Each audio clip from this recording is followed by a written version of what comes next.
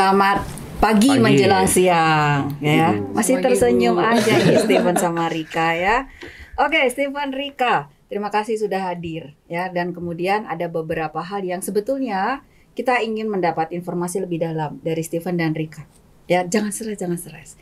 Karena saya butuh banyak sekali informasi. 2 jam juga boleh kan, Pak Fer? Waduh, boleh sih. Oh, jangan. Kalau itu mah Pak Fer aja. Saya nggak bisa harus ngajar, saya balik ngajar.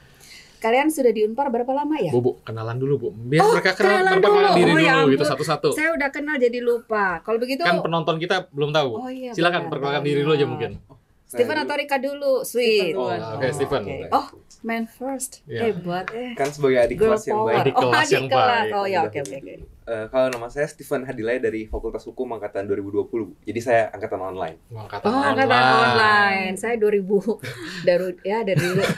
Berapa Rika? Oke, kenalin saya Federica dari Fakultas Filsafat angkatan 2019.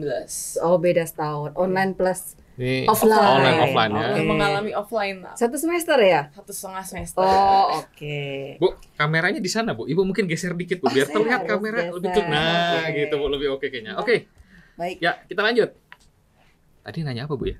Tadi saya lagi mau tanya berapa lama kuliah. Udah berapa lama kuliah? Kan baru ya 2020, angkatan, 2019 ya. Oke. Nah, waktu kalian memilih Unpar nih, pasti ada alasan dong. Kan ada banyak perguruan tinggi yang lain. Terus kenapa Unpar? Dan mungkin sama kenapa jurusan yang dipilih ya? Iya. Menarik ini, satu hukum, satu filsafat ini ya. ya. Ilmu yang susah tahu. Tegang langsung. Kalau saya filsafat pengen banyak doa. Nggak boleh. Gimana Steven? Ya, atau mau Rika dulu? Mungkin yang lebih menarik dulu kali. Lebih menarik. Lebih menarik ini. Lebih menarik. Oke, kenapa aku memilih Unpar? Sebenarnya itu balik lagi ke jurusan aku. Ada filsafat. Jadi kalau waktu aku lulus kelas 12, iseng banget emang pengen tertarik dengan filsafat. Jadi sekaligus menjawab kenapa sih memilih jurusan itu. Aku tuh iseng, beneran rasa penasaran aku yang ilmu filsafat itu belajar apa sih. Jadi kayak rasa ingin tahu aku. Akhirnya aku memutuskan untuk jurusan filsafat itu ada di mana aja nih kampusnya. Dan kebetulan Unpar itu punya nih, udah di Bandung. Ada jurusan filsafatnya, udah gitu udah terakreditasi A juga waktu itu. Masih akreditasi A. Jadi ya dengan segala keberanian ya, karena mungkin orang-orang stigmanya agak filsafat belajar apa, apalagi perempuan. Dan akhirnya aku berani. Dia sastra filsafat. Iya, sastra. Jadi artis nanti. Iya. Akhirnya aku nanya ke orang tua, boleh nggak nih ngambil filsafat Unpar? Dan kebetulan memang boleh sih. Jadi singkat cerita, aku memilih Unpar karena ngelihat dari jurusannya ada dan kampusnya pun juga udah terakreditasi baik juga, unggul. Oh, oke. Jadi karena ada passion ya, makanya pengen di situ dan ada proses mencari tahu sampai bener. Kemudian memutuskan gue mau di Unpar aja. Gitu ya, bukan bener. Karena saya mau kayak Dian Sastro. Enggak dong. Tapi pertanyaannya mungkin menyesal nggak setelah masuk gitu kan? Artinya ini sudah dari 2019 sampai sekarang gitu kan gitu. Kagok atuh Bang, udah 2019 mau ya dibilang menyesal. Iya juga ya gitu. Jadi sebenarnya kalau daripada maksudnya kalau kita nyesel itu kan cuman kayak membuang waktu doang ya. Jadi kayak mendingan jalanin aja sih, karena ya balik lagi kayak yang Ibu bilang udah 2019 udah dari angkatan 2019 tanggung dikit lagi. Waduh. Dan sejauh kalau saya belajar sih sebenarnya menarik aja ya, seru-seru aja gitu. Memang minat kayaknya. Emang seneng kalau gitu ini. Oke, Steven gimana? Kalau saya milih mau jadi jaksa? Enggak, Bu, saya pengen jadi pengacara dulu pas SMA. Ya. Jadi terus kayak ngelakuin research kan, sama karena keluarga juga ada beberapa yang di bidang hukum, jadi dapat rekomendasi. Terus kayak tetap lakukan research pribadi kayak ternyata lulusan hukum Unpar tuh justru top 3 yang paling banyak jadi advokat. Terus kayak banyak yang masuk top 3 law firm, sedangkan kalau menurut pengakuan dari keluarga-keluarga saya jadi pengacara tuh belajar tuh lebih ditekankan tuh bukan pas di kampusnya, tapi secara pribadi kita. Di kampus itu kita mencari relasi, ngelihat bagaimana pengaruh alumni juga. Jadi kayak ternyata Unpar tuh sebagus ini karena ada alumni yang udah banyak, salah satu fakultas hukum tertua di Indonesia juga. Makanya jadinya milih hukum Unpar gitu. Wait, ada keluarga darah daging kalau dibeset Unparian sekali ya. Untuk fakultas hukum gitu ya. Aduh, menarik. Sama ya, berarti ketika memilih Unpar itu ada proses mencari tahu dulu, kemudian melihat seperti apa sih kualitas yang mau saya pilih perguruan tingginya. Ternyata dari perspektif kalian mengatakan bahwa Unpar itu bagus di masyarakat. Seperti itu kan ya, kalau boleh saya sampaikan. Kemudian kalau tadi sempat disebut nih beberapa kelebihan tapi masih belum detail. Nah, saya pengen dari setelah kalian memilih di luar melihat bahwa Unpar itu bagus, akreditasinya juga oke. Kemudian kalian daftar. Tadi Pak Ferka sempat nanya, nyesel nggak? Nah, berarti kita berbicara kelebihan dong di situ. Ketika kalian sudah mulai masuk, kelebihan apa sih yang kalian rasakan? Aktivis semua kan? Apalagi Unpar Ambassador. Diambil loh nanti jaketnya. Jaket kuning ya Bu ya? Iya. Yang ini mau jadi calon wakil BEM. Waduh. Menurut kalian apa kelebihan-kelebihan Unpar setelah kalian masuk dari sudut pandang kalian berdua? Oke, aku duluan nih. Oke, aku duluan. Kelebihannya Unpar, ini sebenarnya perlu banget sih di-highlight. Karena ini benar-benar yang aku rasain, yaitu wadah.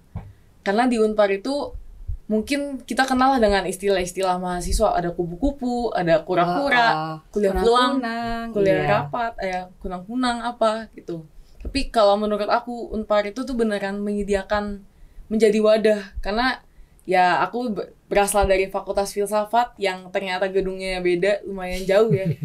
Dan tapi Unpar itu kan nggak menutup peluang untuk yang beda gedung juga. Jadi aku sebagai mahasiswa filsafat pun bisa ikut UKM, bisa ikut jadi senat mahasiswa, aku juga bisa jadi Unpar Ambassador, dan masih bisa juga nih ikut kegiatan-kegiatan lainnya, dan bahkan ikut aktif lah dengan kegiatan. Misalkan kemarin juga kita lagi ngadain parayangan festival, atau kita juga lagi ada acara yang lainnya juga bisa ikut. Jadi menurut aku Unpar itu bener-bener jadi wadah, karena apapun minat kamu, apapun passion yang kamu punya, itu tuh Unpar bisa nyediain.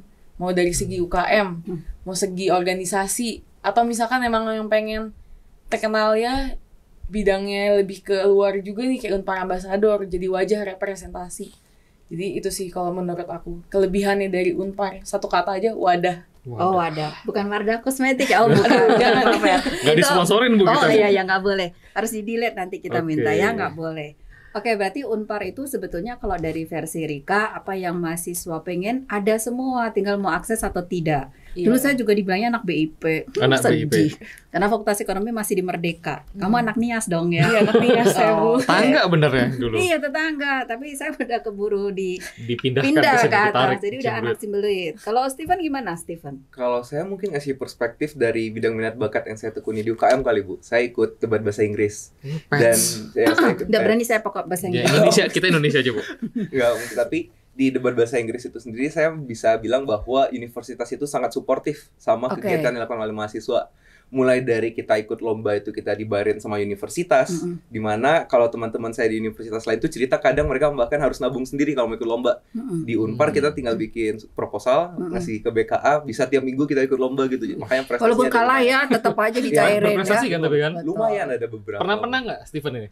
Ya nggak gitu banyak. Nggak gitu banyak ya. Ada beberapa lah. Agak merendah nih. Pengen pulang. Waktu jadi mahasiswa kemana aja ya saya, jadi nggak enak. Cuman ya mungkin yang kayak gitu, mungkin ditambah lagi kelebihannya karena online, jadi ya ada kesempatan juga untuk ikut lomba internasional dan didukung sama universitas. Baik biaya pendaftarannya, mau bahkan untuk pelatihnya sendiri juga kita disediakan oleh universitas. Kayak kalian pilih pelatihnya mana yang menurut kalian bagus, kasih proposal, nanti universitas bayarin. Jadi menurut saya universitas memberikan dukungan yang sangat banyak, mau dari untuk ikut lomba, mau dari persiapan, tapi bahkan setelah ikut lomba yang bikin kita semangat untuk memenangkannya adalah penghargaan Arindama. Wah, diapresiasi. Betulan, jadi kinerjanya diapresiasi. Setuju Pak. Jadi kita nggak sia-sia gitu menang lomba, kayak oh ternyata bukan cuma disediain sebelum, tapi bahkan setelah tuh dikasih bentuk insentif lebih dari ini. Masuk Unpar official lagi ya? Wah, kalau itu sih lebih baik sebenarnya nggak dikasih tahu sih Pak, karena jadinya kan teman-teman tahu kita dapat uang kan Pak. Berarti selain tadi kalau dibilang Rika itu wadah ya, di dalam wadah itu ada banyak sekali supporting sistemnya. Salah satunya adalah akses ke pendanaan. Tapi saya tertarik Steven, kan kamu angkatan online ya. Selama online itu juga ada proses ketika kamu mau ikut lomba, kesulitan nggak untuk melakukan tadi pencairan, anggaran, dan seterusnya, kan nggak ketemu tuh sama orang-orang di Unpar. Mungkin kalau secara proses pencairan, seharusnya saya nggak tahu Bu. Cuman, karena partner saya kebetulan, partner saklek saya di debat itu adalah ketua UKM kami. Jadi dia sering cerita kalau sebenarnya proses birokrasinya tuh sebenarnya tuh nggak sesusah itu. Cuman kadang yang bikin ribet adalah dalam urusan birokrasi itu adalah datanya kan memang harus fix. dan sesuai. Cuman kadang tuh ada miskomunikasi. Jadi misalnya data yang diminta cuma 3 list di awal, tapi pas mau pencairan ternyata dibutuhkan 4 atau 5 data gitu. Cuman pada akhirnya selama kita bisa menjelaskan dan ada yang balik lagi, ada outputnya kan, ada hasil dari prestasinya tuh, universitas juga sadar bahwa oh ini bukan dibohong-bohongin kok, emang betulan ada hasilnya gitu. Oke. Berarti walaupun online tetap masih accessible ya. Artinya Unpar punya sistem ketika berubah switch dengan cepat menuju online, ternyata masih ya kita perlu adjustment pasti di beberapa bulan pada saat di awal terjadi. Ternyata mahasiswa masih bisa terwadahi dengan baik ya. So mungkin itu salah satu kelebihan Unpar, wadah kemampuan untuk shifting secara cepat dan mengakomodasi apresiasi mahasiswa. Nah kan masih belum lulus, tapi boleh dong berandai-andai. Boleh ya, apalagi Jumat Sabtu besok kan wisuda. Hati-hati. Belum. Hati-hati macet ya? Hati-hati macet maksudnya gitu ya. Anaknya jangan ke atas. Nanti kamu kena macet. Nah, kalau kamu menjadi sebuah lulusan, Steven sih sudah tadi sempat bercerita kan dari keluarganya sendiri sudah ada yang menjadi lulusan. Nah, Rika mungkin apa sih yang kamu harapkan ketika saat itu tiba dan kamu tercatat sebagai lulusan Unpar gitu. Apa yang kamu harapkan, Rika? Harapan saya sih, yang pasti kayak kalau Unpar itu kan selalu dikenal dengan lulusannya itu nggak perlu waktu yang lama nih untuk memperoleh pekerjaan pertamanya. Jadi harapan pertama saya sih setelah saya lulus ya, saya juga ingin memperoleh pekerjaan pertama saya dengan kurun waktu yang mungkin kayak udah datanya juga nih, nggak lebih dari 3 bulan harapan pertamanya. Kemudian harapan yang berikutnya adalah pengen sih kayak lebih tetap terlibat terus sama Unpar. Terutama saya sebagai Unpar Ambassador juga pengen sih jadi untuk lulusan setelah lulus Unpar, ya Unpar itu tetap terlibat dan tetap dikenal juga untuk mahasiswa-mahasiswa yang nanti mungkin akan datang. Dan nama Unpar itu tetap terkenal baik dan memang Unpar itu memang kampus yang sebenarnya baik loh untuk masyarakat atau mahasiswa-mahasiswa, calon mahasiswa lainnya juga. Dan harapan untuk pribadi saya sendiri juga ya, saya berharap saya bisa nih terlibat lebih juga nanti setelah saya lulus ke Unpar. Ya entah apapun nanti saya bisa dosen apa. Bukannya, Iya, baru mau bilang jadi bisa dikader ya kayaknya. Nanti saya kasih tahu Mas Slamet. Salah. BD satunya siapa ya, Pak Fer? Wah, nggak baik saya. Nanti dimarahin sama Steven. Tadi nggak nyebut komisi-komisi itu. Komisi organisasi lagi, ya. aduh. Itu tadi harapan Rika ya ketika menjadi lulusan. Menarik sekali sih kalau saya lihat ya Rika ya. Mungkin karena Rika di ambassador juga, jadi tahu lebih banyak Unpar itu seperti apa. Sehingga ketika menjadi seorang lulusan Unpar, apa yang selama ini diterima di Unpar pengen diaplikasikan di masyarakat. Siapa tahu mau jadi external ambassador Unpar. Bisa jadi. Bisa loh Pak Fer. Pak PR, Fer jadi tim PR ya. Nah, kalau soal marketing Pak Fer jago. Kalau saya cuma jago, mecet GoFood kata bule. Waduh. Kalau Steven gimana Steven? Kalau saya mungkin harapannya ada sedikit perbedaan ketika awal saya sebelum menjadi mahasiswa ofisial dan setelah menjadi mahasiswa ofisial, Bu. Kalau sebelum saya menjadi mahasiswa ofisial, saya mikir, saya pengen jadi pengacara. Kelihatannya menjadi pengacara, susahnya apa sih? Cuman datang ke pengadilan ngomong-ngomong aja. Mantap. Tapi setelah 2 tahun saya kuliah di Fakultas Hukum, ternyata masih dalam proses pembelajaran yang ternyata saja menelaah suatu berkas itu tidak semudah itu. Cuma di saat yang sama saya juga ditekankan bahkan untuk seluruh mahasiswa Fakultas Hukum dari awal bahwa menjadi seorang penegak hukum itu adalah officium nobile kan, suatu pekerjaan yang nobil gitu. Yang sebagai suatu pekerjaan yang baik di mana kita sebenarnya menegakkan keadilan itu sendiri. Jadi sebenarnya saya juga jadinya tertarik untuk nggak harus di bidang hukum, tapi mungkin gimana saya mengabdikan ilmu yang saya punya nanti ketika saya lulus tuh untuk masyarakat juga sesuai dengan sesanti Unpar juga kan Bu, Mbak Kuning yang beri gunakan saya. Aduh, biasa sekali. aku tadi nanti Steven tiba-tiba muncul di layar TV ya. Iya. Steven mewakili artis. Wah, saya langsung loh Steven. Ingat nggak dulu? Ingat nggak saya pernah podcast bareng Kan gitu. artis tetap masyarakat juga. Oh iya. Kita juga artis. Enggak ya Pak Fer, artis lah ya. Nah, ini saya semua nih Pak Fer nggak mau pengen nanya. Ibu dulu deh, nanti saya yang dua. Pak Fer suka curang, closing bagian yang gampang. Bagian closing lah. Oke. Tadi sudah disebut juga ada nilai-nilai ya sesanti Unpar kan dikatakan oleh Steven juga. Sebetulnya ada banyak nilai dong ya yang Unpar tanamkan. Sindu itu juga kan ditanamkan di mahasiswa, di kami pun juga sebetulnya ada pelatihan Sindu di situ. Nah, kalau menurut teman-teman ini nilai atau kebiasaan apa yang teman-teman rasa itu menjadi ciri khas Unpar dan harus tetap ada.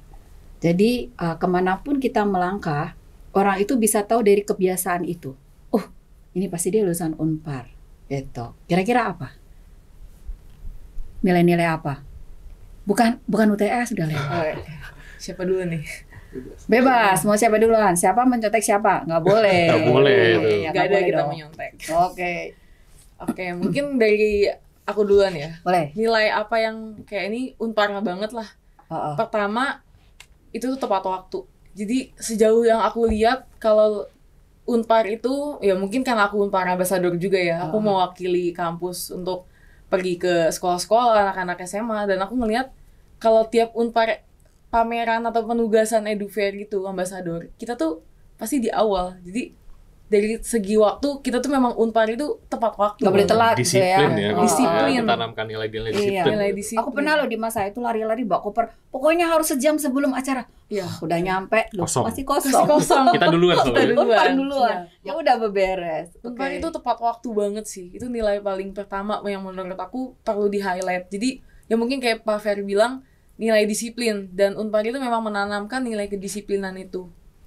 Mungkin nilai berikutnya adalah inisiatifnya juga ya. Jadi yang aku lihat itu mahasiswa-mahasiswa Unpar itu memang rasa inisiatifnya tinggi. Jadi nggak perlu tuh kita ada yang disuruh-suruh ikut dong ini, ikut dong itu. Ya mungkin memang ada tetap, tapi sebagian besarnya tanpa memerlukan disuruh-suruh, tapi mahasiswa Unpar itu memang udah inisiatif duluan nih. Kayak pengen nih ikut ini, pengen ikut itu. Kayak mungkin kayak Steven bilang, udah rajin banget nih ikut lomba. Sedikitnya katanya, dia udah agak merendahkan. Jadi sebenarnya aku udah deket Steven pasti GoPay-nya penuhin. Iya. Beasiswanya banyak soalnya. Namanya banyak nih kayaknya nih. Iya, jadi itu sih nilai-nilai yang menurut aku Unpar itu mengajarkan ya, mungkin dari segi akademisnya atau dari segi non akademis memang ternyata itu udah tertanam nih di kita mahasiswa-mahasiswanya. Kalau pluralisme menurut Rika gimana? Gimana? Pluralisme.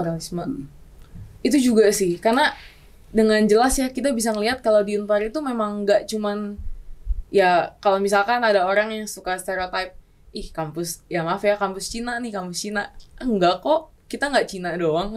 Coba aja kamu datang ke Unpar, dan memang itu tuh banyak. Kita nggak memandang nggak memandang agama, nggak memandang ras, dan itu tuh banyak juga. Dan hal itu tuh sering banget tuh waktu kalau aku menugas suka ditanyain, kampus Katolik nih, tapi kalau saya non Katolik gimana? Oh boleh, kita memang nggak tertutup kok sama itu. Di Unpar banyak banget yang non Katolik juga, dan it's okay, it's fine gitu. Jadi memang sih kalau dari pluralismenya juga Unpar ini memang menjunjung tinggi juga ya, karena toleransinya pun juga tinggi gitu. Oke, Steven gimana dong? Wah, karena udah keambil semua jadi. Rugi kan, nyesel kan? Cuman ada satu mungkin tentang adaptasi sih. Ini juga yang ditekankan baik itu dari alumni ataupun yang saya rasakan sendiri. Kalau dari alumni itu tuh selalu bilang, ya mungkin kalian sekarang kuliahnya kuliah hukum, mikir kalian semua bisa jadi pengacara, tapi kan kedepannya belum tentu. Jadi kita tuh juga dipersiapkan untuk bukan cuma jadi pengacara, tapi juga bisa mengisi spot-spot lain. Jadi kita bisa ngambil jatah anak HI jadi diplomat, atau kita bisa ngambil jatah anak manajemen atau anak psikologi jadi HRD. Jadi kayak udah dipersiapkan dari awal. Tapi di kampus sendiri yang saya rasakan tentang bagaimana adaptasi itu, ketika masuk ke Unpar sendiri kan saya ngira kok, oh ini kampus Katolik. Pasti nanti diajarin nilai-nilai Katolik, isinya orang Katolik semua. Pas sampai Bandung saya ada ketemu orang Sunda, ada ketemu orang Timur, bahkan ada ketemu orang Aceh. Jadi dari Sabang sampai Merauke semuanya lengkap. Dan di sini baru betul-betul saya merasakan, oh ternyata gini loh kenalan sama ada teman-teman yang beda sukunya jauh, beda agama dan beda kultur semuanya. Dan ternyata kalau kita nilai Katolik itu memang tetap ada di dalam universitas, dalam pendidikannya. Tapi bukan dipaksakan bahwa kalian harus menjadi Katolik, enggak. Tapi nilai-nilai dasarnya itu yang diajarkan bahwa saling menerima, toleransi, nah bagaimana saling mengasihi dan lain-lain. Itu tuh yang ditekankan dan jadinya tuh menjadi nilai dasar untuk bagaimana kami membangun pertemanan dan saling mengerti satu sama lain dengan kultur yang sangat jauh berbeda gitu. Jadi gesekan-gesekan suku, agama itu hampir bisa kita pastikan tidak ada, karena memang tidak ditoleransi kegiatan seperti itu di Unpar ya. Dan itu mungkin menjadi salah satu nilai plus barangkali kalau teman-teman dari luar mau masuk ke Unpar melihat bahwa ada kata Katolik. Ternyata tidak semuanya adalah harus basisnya keagamaan. Seperti itu ya, barangkali ya gitu. Pak Fer, luar biasa gitu. Ya, kalau dari saya mungkin tapi aku gemes Kenapa? Lulusan kita diambil nanti mah hukum. Rada tegang saya Bu gitu kan. Kita cari profil lulusannya nih kita harus upgrading nih kayaknya. PR kami tuh. Nah, kan tadi itu bicara tentang nilai-nilai yang baik, positif gitu ya. Nah, tapi kira-kira ada nggak sih sesuatu hal yang harus diimprove di Unpar? Bukan berarti jelek, tetapi kan bisa menjadi lebih baik ya. Namanya juga kan dalam keilmuan saya continuous improvement, kita selalu memperbaiki. Ada nggak kira-kira yang perlu kita tingkatkan di Unpar ini? Iya, pasti ada dong fase nyebelin, fase jengkel, ya kan? Kita juga pernah kok ya Pak. Oh iya, kami juga pernah mahasiswa kok. Oke, kalau fase nyebelin ya kita bahasain ya. Mungkin aku sebagai mahasiswa filsafat yang anak nias nih, bukan anak ciumbelit, itu cukup sering merasakan ya, karena kita dari segi akses juga kita kesini tuh, aduh jauh ya kesini, susah, dan itu pun sering kali kita juga kurang informasi ya. Jadi bukan yang kita nggak dapat informasi, tapi suka agak telat informasinya. Jadi di Unpar atasnya lagi ada kegiatan ini, kayak kapan? Nggak taunya hari ini. Jadi suka beberapa kegiatan lah, mungkin kita suka telat informasi, atau mungkin juga kita tuh merasa informasi yang misalkan update tentang terkini Unpar itu lagi ada apa, itu tuh kadang mentok ya, di filsafat itu nggak masuk gitu.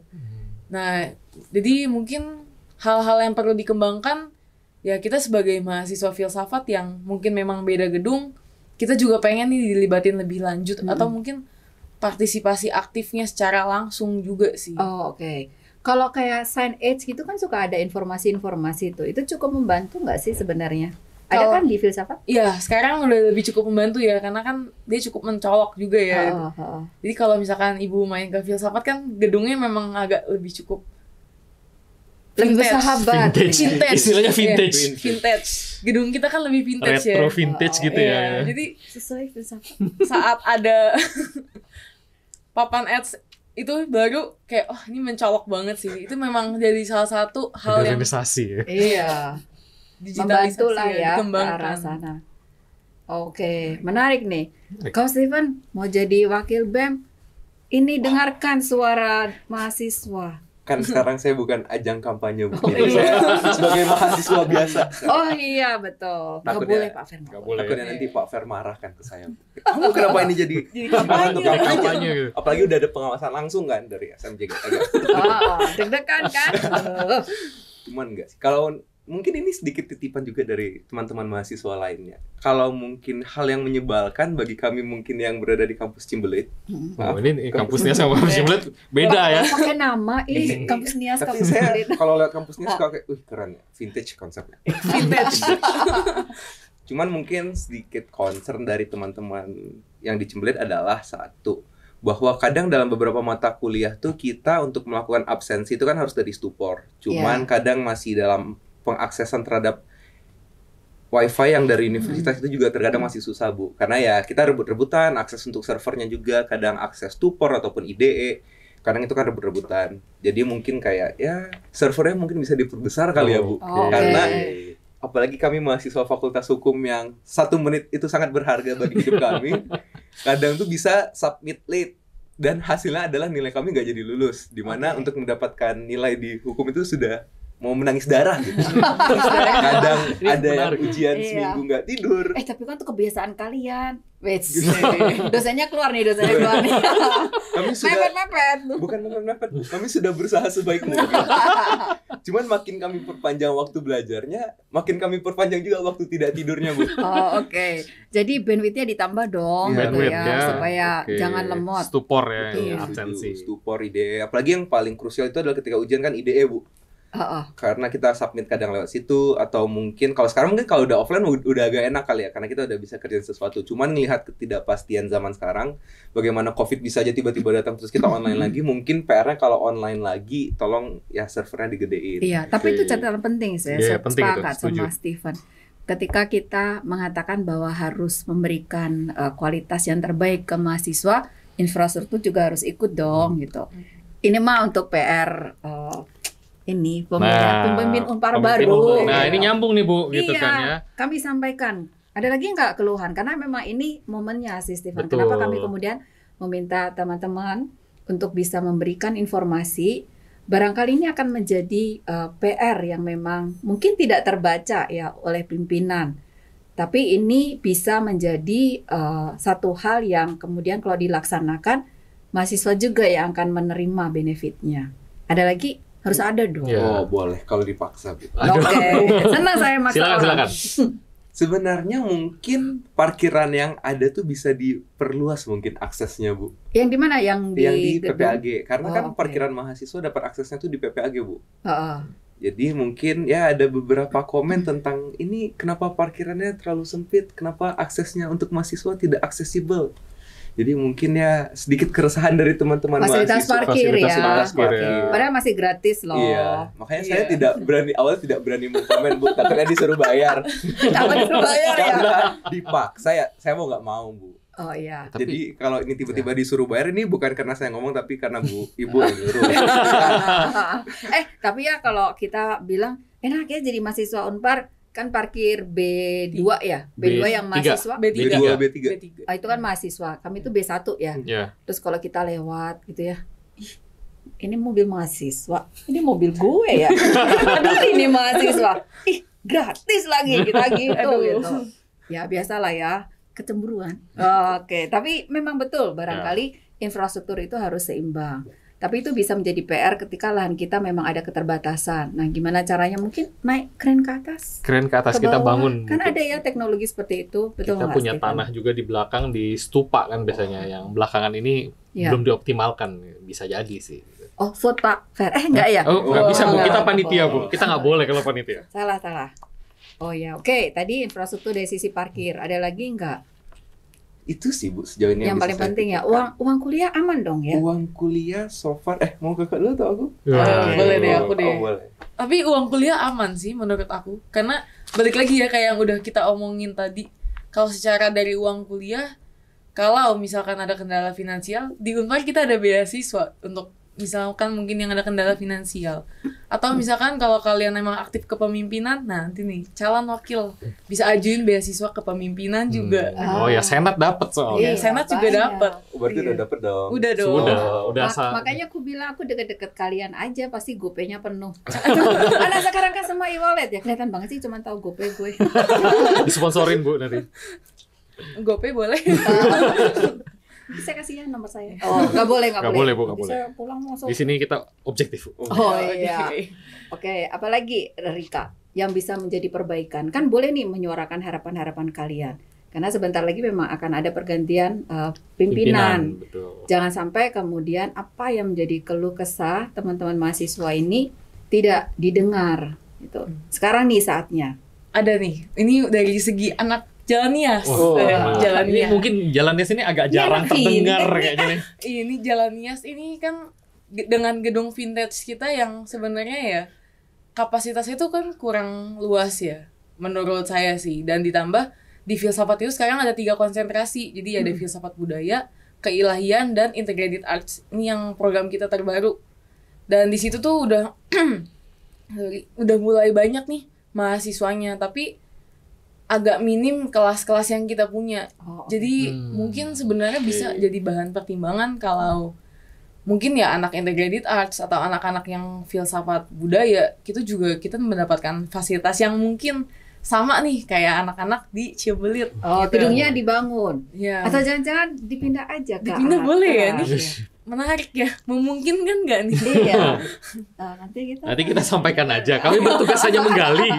Perkara memutuskan sih bukan ya Bu. Iya, betul. Tapi memang itu keluhan dulu di waktu zaman saya dibilang anak BIP kita suka terlambat informasi. Zaman saya Ya. kan nggak ada tuh sign age, jangan dihitung umur ya. Jadi centralnya Langsung, mulai luntur soalnya sebenarnya. Salah Hitung-hitung. baru. Langsung ngitung nih. Memang itu kemudian disiasatinya kalau zaman dulu sih poster gitu Poster, ya. betul. Poster datang lebih awal. Aduh, depan banget umur gue pakai poster. Aduh. Nah, bisa saja ketika jumlah mahasiswanya naik, memang sebaiknya harus ditambah dong. Kan kita menjual fasilitas ya. Jadi Iya. memang harus seperti itu. Apalagi gedungnya FH. Fintech Belum vintage ya? Oh, sudah sangat vintage. Tapi sudah baru direnovasi. Depannya kan jadi ada keren gitu kan. Wah. Ada lift lagi sekarang. Di garis bawahi kata depan berarti, Pak. Belakangnya bagaimana? Masih depan. Kalau Kan continuous improvement. Oh, iya, bertahap dari depan dulu, wajahnya dulu gitu. betul. Saya tidak akan mengkritik gedung 2. Saya cinta gedung 2. Cintanya tinggi terhadap gedung 2. Iya. Saya punya launch loh. Nggak boleh. Yuk terus. Juga ada, Bu. Mereka ada launch. Oh, FA nggak punya. FA nggak punya. Saya tidak mau menyenggol nggak. Oh iya. Nggak boleh tahu Pak Ferry kok jadi Oh iya, kok kita jadi curhat ya, Bu. Mereka harus Bu nih. Oke. Gimana? Mungkin apalagi yang bisa kita improve dari Unpar ini? Kalau dari saya sih Pak, kalau tadi menyenggol tentang uang kuliah, saya tidak ada protes sih Pak, karena sejauh ini 2 tahun saya kuliah di Unpar, uang kuliah belum naik. Nggak bayar tuh, Bu. Kalau nggak bisa ujian Iya, ya. uang kuliahnya tidak naik. Tapi ya kalau misalnya ada rektor baru yang mau menurunkan uang kuliah, ya tidak menolak gitu. Siapa yang menolak ya? Iya, siapa yang akan menolak gitu. Cuman mungkin di saat yang sama juga satu hal yang ingin ditekankan untuk betul-betul perubahan adanya rektor baru adalah kan kegiatan organisasi kemahasiswaan di universitas itu kalau berdasarkan Peroka emang terbatas pada jam 10.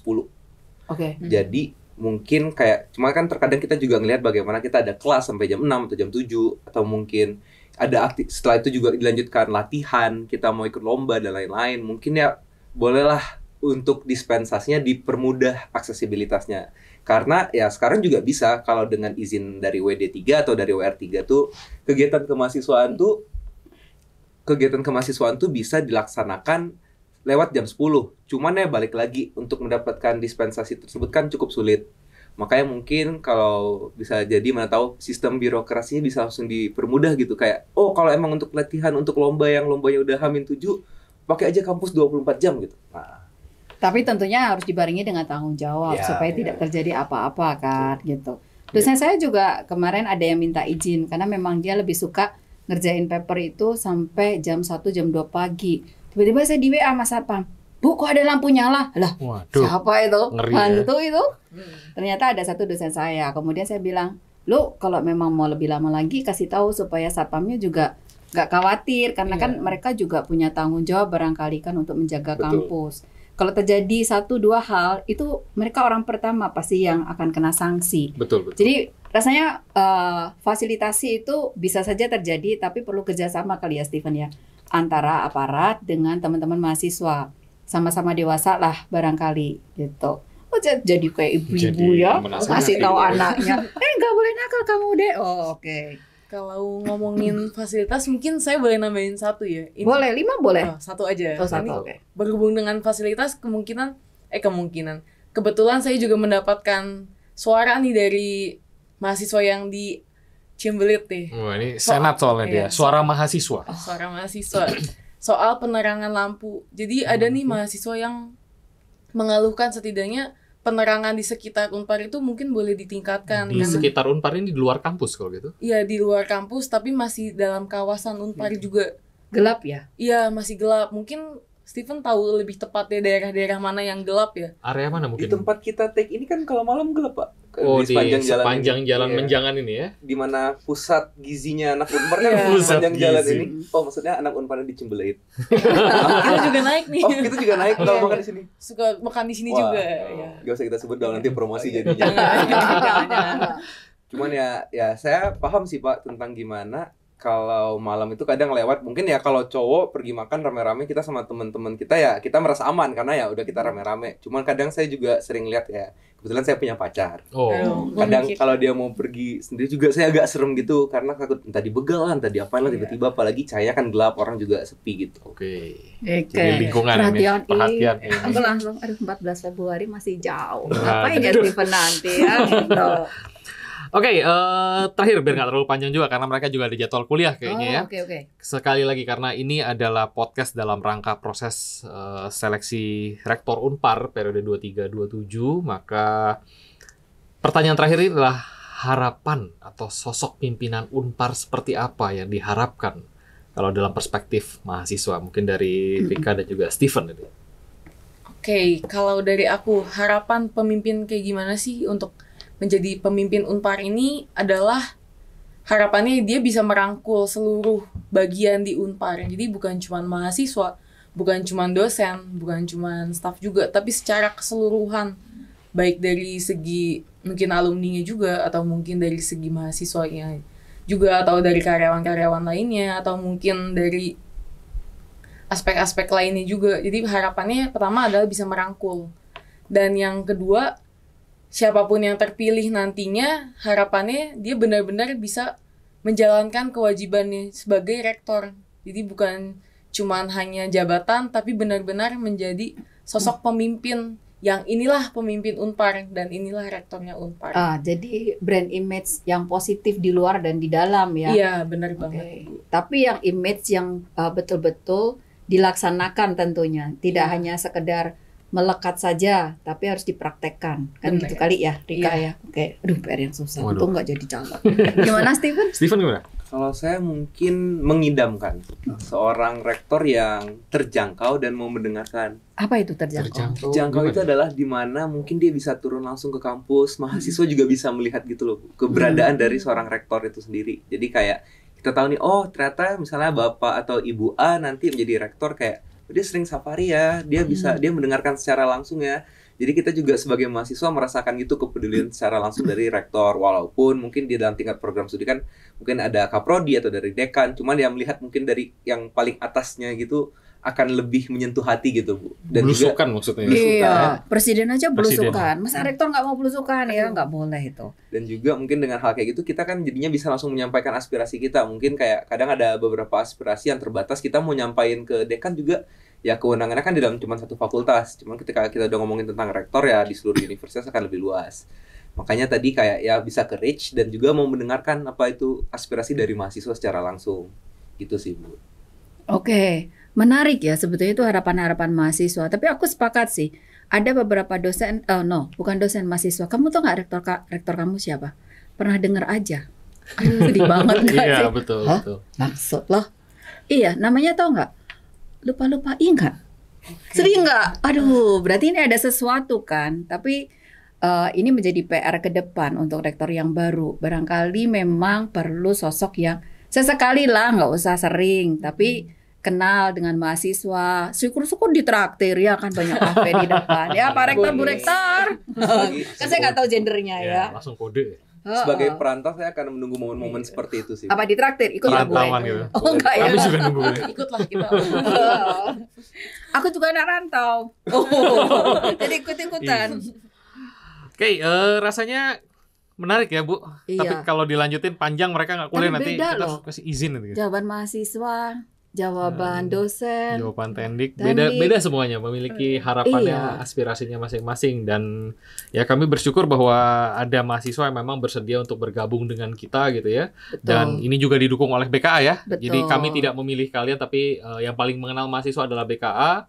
BKA lah yang memilih kalian untuk menjadi narasumber di sesi hari ini gitu. Iya. Ya, kami bersyukur. Yang sama itu tadi brand ya, menjadi brand image itu hampir disebutkan di semuanya. Kemudian soliditas. Nah, itu juga keluar kemarin ya. Gitu. Yang sangat dibutuhkan saat ini.